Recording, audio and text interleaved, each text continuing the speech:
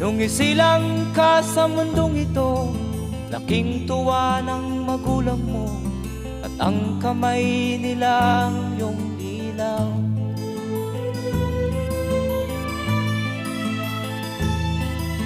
At ang nanay at tatay mo'y di malaman ang gagawin, minamasdan pati pagtulog mo.